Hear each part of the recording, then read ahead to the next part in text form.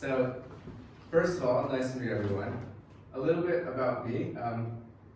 My name's Andrew Shaw. So I study economics and finance, and I just wanted to get a sense of what comes to mind when you hear the words economics and finance. Finance, isn't it got to do with money, I think?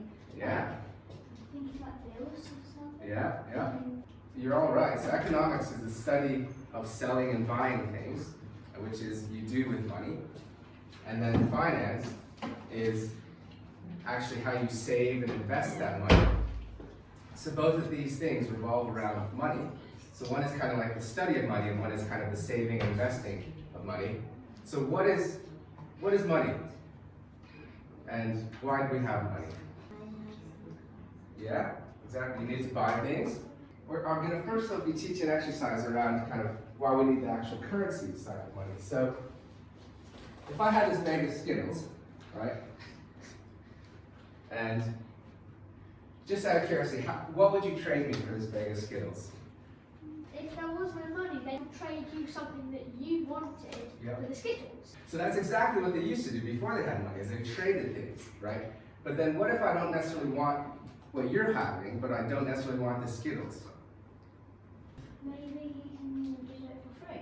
Yeah, I could give it for free. Or I guess that's how money was created, right? So essentially, it allows you to trade things and keep that value. And so, I guess, why don't we use Skittles to trade everything? Because Why don't we use Skittles as money? they're also sticky. They're sticky, they're messy, they dissolve, they perish. So not a great source of money, right? So that's why countries have created coins and notes to really help you solve that problem. And that allows you to basically trade things without having to actually, if you didn't want what someone else is offering, you can then have the money. And that allows you to then take the money and buy something that you do want. So it allows you to exchange goods and services. Money is basically what we use to pay for things. Currency is actually a country's money. So the notes and the coins make up a country's currency. Can you guess these countries' currency? So what country's currency is that? Exactly, that's right, that's England. So the United Kingdom. What about that country, or multiple countries' currency? The European Union has these notes, and that's their currency. So that's in all the mainland Europe, they use that. What about that country? What country's currency is that? Yeah, that is America, that is correct. What about that country? What country is that? That is Canada, well done. And then what about that one? China, yeah, that is right, that is China. And then what about that country? India, that is correct. So India is known. So typically, a country's currency, they pick people that are important. So we have Gandhi, and then we have the Queen, obviously, on the United Kingdom's bills. So that is currency. I really wanted to teach you guys about why prices change, right? So why you pay for something is often determined kind of by two factors. So I want you to hold up how many KJAR notes you pay for this bag of Skittles, but on two conditions. So on one condition, if they were the last bag of Skittles on Earth, how much would you pay? All of it, right? What about if you all had a bag of Skittles in your bag or on home? How much would you pay for it now? Yeah, a pound, right? A buck, 1 KJAR buck. Why would you pay less then? Because everyone had a bag of Skittles. Yeah. Basically, it's illustrated in economics as a supply and demand. So you've just actually done that, right? So as the supply goes down and something becomes less, prices tend to go up, right? And on the flip side, if someone wants things more, typically the price also goes up. And that's kind of illustrated in economics in a supply and demand curve. So supply is kind of the ability to make or sell something. And we'll get familiar with this because that's kind of one of the fundamentals of economics. And demand is the desire to buy something. So supply slopes that way, demand goes that way. And if you do study economics, you can learn why they go that way, but typically because as the price rises, you supply a bit more, so it goes that way, and as the price goes down, you kind of want more as well. And so hence price is on the y-axis, quantity is on the x-axis. And you guys familiar with graphs like that? You guys done something like that, similar, right? So if that's a supply graph, supply curve, and that's the demand curve, and we have price and quantity, so then where those meet is actually the price of something. So we just say, for example, Skittles. And where it hits the quantity is actually how much is produced or sold or bought. And that's a kind of an equilibrium.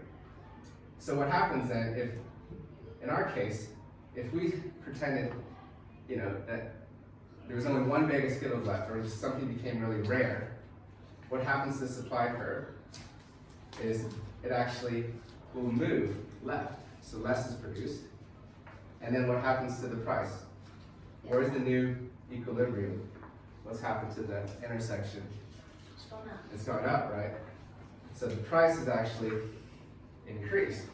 And exactly that, as we've done there, we pretended actually if everyone produced less of Skittles, the price is going to go up.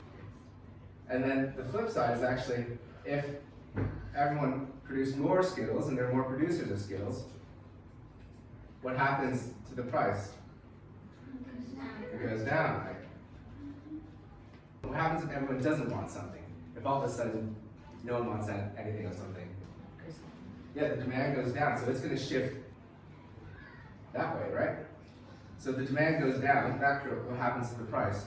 Is that down or up? Down, right? So the price is going down. And that kind of hopefully makes sense, right? If no one wants something, then the price of something is probably going to go down, right? Because no one wants to buy it. If all of a sudden everyone wanted something really badly, like a new fad or a new toy, what do you think is going to happen to the demand curve? It's going to go up, right?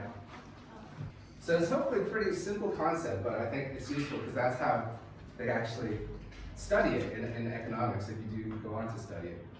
Question? What if the supply goes down and the demand goes up? That's a very good question. Right? So what happens if the supply goes down and the demand goes up? Well, then it actually, the price, what do you think would happen? It would probably stay the same, right? So depending on how much it changes, it actually might stay the same, right? If supply goes down, demand goes up. So yeah, I want you guys to get familiar drawing this because it's kind of a really basic, good concept to know. And I want you guys to actually draw this graph. So can you guys draw a version of that on the pieces of paper that you have? Has everyone done that? All right, so can you add a title of the graph and maybe call it Skittles? Okay, so now I want you to draw maybe in like a dotted line or something to show what would a new supply line look like if the supply of Skittles went down. So if it goes down, which way does supply go? It'll go to the left, yeah. You'll have your original line, but where's the new supply line? We draw like a dotted line there, right? Can you just make sure that, yeah, there's just one demand line and then two supply lines, right? And then the intersection of those lines is where the price is. So we're gonna do this all over again, so you get familiar with the curve, right? So I want you to redraw this curve again. Remember, yeah, supply always slopes up, demand slopes down. So remember the first scenario we illustrated was if basically the Skittles and you only have one bag left almost, right? That was kind of stuff the price go. And so now what happens if the supply of Skittles increases and you have loads more Skittles and you have Skittles everywhere at home? What happens to the supply? It increases, which it goes to the right, doesn't it? And I know it sometimes can be confusing as to which way it moves, but so that's what the quantity here is. We didn't really talk about the quantity, but if the supply goes that way, the quantity is going to be higher, right? So quantity is higher this way and lower that way. So if supply is kind of going up, it's going to go that way, and going down, it's going to go that way. It looks a bit counterintuitive because it looks like the graph's moving up that way, but it's actually just moving left for less quantity and then right for more. All right, we're going to do two more times. Draw the original price dot. Original price first. Original price first. So now I want you to illustrate what happens if no one wants Skittles. What happens to the demand if nobody wants Skittles? Which way is the demand going to shift? Quantity's on that way. Which way does it go? Does it go left? So it'll go to the left, right? Yeah, so your demand is shifted that way. And then what's happened to the price? It's dropped a lot. It's dropped a lot, right? So if you don't want something, the price is gonna drop. Then the last one, so the last one is gonna do it again, but I'm not gonna show you now. You can see we can draw it from memory, the original graph, and then what if everyone all of a sudden wanted Skittles, right? So if you draw the original graph from memory, supply doesn't change. What happens if everyone all of a sudden wanted Skittles? Supply hasn't changed. Supply is like what the manufacturers produce, right? Everyone wanted Skittles. If you increase the desire for something, what happens? Yeah, what happens to the price? You increase the demand. Yeah, it's gone up. Exactly. So you guys have done a brilliant job today. And that is really kind of fundamental to why things change in price, right? You know, as you see nowadays, things are changing in price because there's a lot of change in demand and supply. You know, if you look at the cost of oil and gas, why has that price gone up? What's happened to the supply of gas?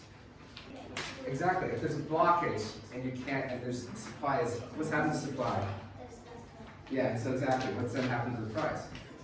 Exactly. So you guys, I want you guys to keep thinking about that because it's really fundamental. And I think I want your homework, and we'll do this at the beginning of next class, is to actually think about a real example of how demand and supply and demand has impacted price. So it could be the gas one they talked about, it could be something else, or you could actually predict what might happen in the future. If you think demand for something will increase, or supply will increase, or decrease. I just want you guys to have to think about like a real example and bring it back next class. And maybe draw it if you'd like at home to show your parents what you've done.